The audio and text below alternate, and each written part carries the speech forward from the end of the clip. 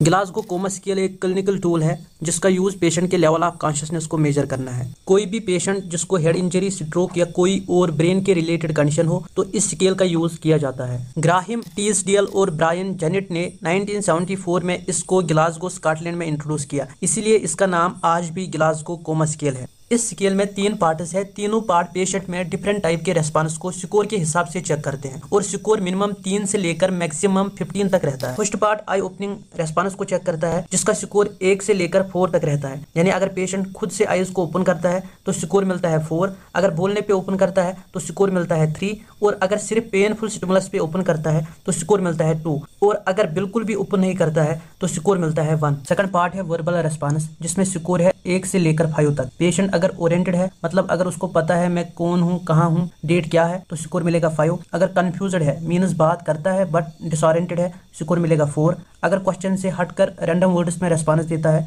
तो स्कोर मिलेगा 3। अगर वर्ड्स के बदले मोर्निंग, ग्रोनिंग साउंड्स में रेस्पॉन्स देगा तो स्कोर मिलेगा 2, और अगर कोई वर्बल रेस्पॉन्स नहीं देता है तो स्कोर आएगा 1। थर्ड पार्ट है मोटर रेस्पॉन्स, इसका स्कोर 1 से 6 तक रहता है। अगर कमांड को ओबे करता है, जैसे आर्म्स को रेज करना, तो स्कोर आएगा 6। पेनफुल स्टिमुलस साइड की तरफ अगर हैंड्स को मूव करता है तो स्कोर मिलेगा 5। अगर पिंच करने पर लिम्ब को अवे लेता है तो स्कोर मिलेगा 4। अगर पेन स्टिमुलस देने पर आर्म्स को चेस्ट की तरफ लेता है, जिसको मेडिकल टर्म्स में डिकोर्टिकेट पोस्चर बोलते हैं, तो स्कोर मिलेगा 3। अगर पेन स्टिमुलस देने पर आर्म्स और लेग्स को एक्सटेंड करता है, जिसको डिससेरिब्रेट पोस्चर बोलते हैं, तो स्कोर मिलेगा 2। अगर मोटर रेस्पॉन्स बिल्कुल एब्सेंट है तो स्कोर मिलेगा 1। अब अगर कंबाइंड स्कोर यानी eye response plus verbal response plus motor response 13 से कम आए तो पेशेंट को माइल्ड ब्रेन इंजरी हो सकती है। अगर 9 to 12 आए तो मॉडरेट ब्रेन इंजरी हो सकती है, और अगर 8 से बिलो आए तो सीवियर ब्रेन इंजरी हो सकती है। तो इसमें एयरवे को प्रोटेक्ट करना और इंटेंसिव मॉनिटरिंग की रिक्वायरमेंट पड़ेगी। इंट्यूबेटेड पेशेंट्स, यंग चिल्ड्रन, अल्कोहलिक और मेटाबॉलिक कंडीशन के रिलेटेड पेशेंट्स में इस स्केल का यूज नहीं किया जाता है।